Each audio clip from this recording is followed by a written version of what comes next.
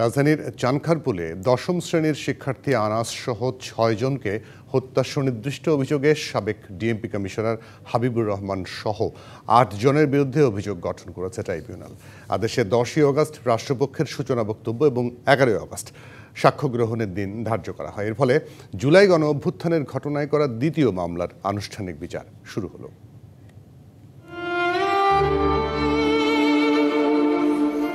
প্রথম সন্তানের শেষ চিঠি হাতে নীরবে কাঁদেন সানজিদা খান দীপ্তি। দশম শ্রেণীর শিক্ষার্থী আনাস লিখেছিলেন, মা আমি মিছিলে যাচ্ছি, আমি যদি বেঁচে না ফিরি কষ্ট পেও না, গর্বিত হও।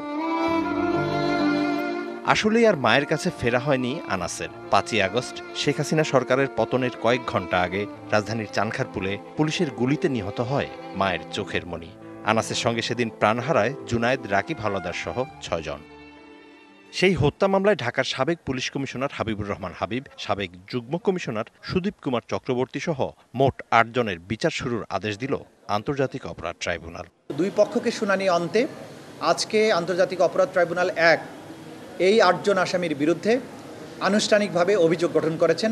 অভিযোগটা হচ্ছে ৫ই আগস্ট ২০২৪ সালে ঢাকা মহানগরীর চানখারপুর এলাকায় মানবতা বিরোধী অপরাধ সংগঠনের মাধ্যমে ৬ জন তরুণকে গুলি করে হত্যা করা।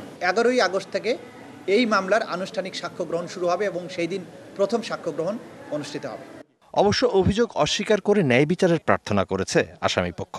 আজকে আদেশে আমরা সন্তুষ্ট নয়, আমরা ট্রায়ালে এটা প্রমাণ করব আমার পক্ষের আসামিদের নির্দোষিতা। যেহেতু চার্জ ফ্রেম হয়েছে, আমরা পরবর্তীতে আমরা ট্রায়াল ফেস করব। বাংলাদেশের কোনো ইন্সপেক্টরই কখনো কমান্ডিং অফিসার হতে পারে না যেখানে এডিসি এবং এসি উপস্থিত থাকে।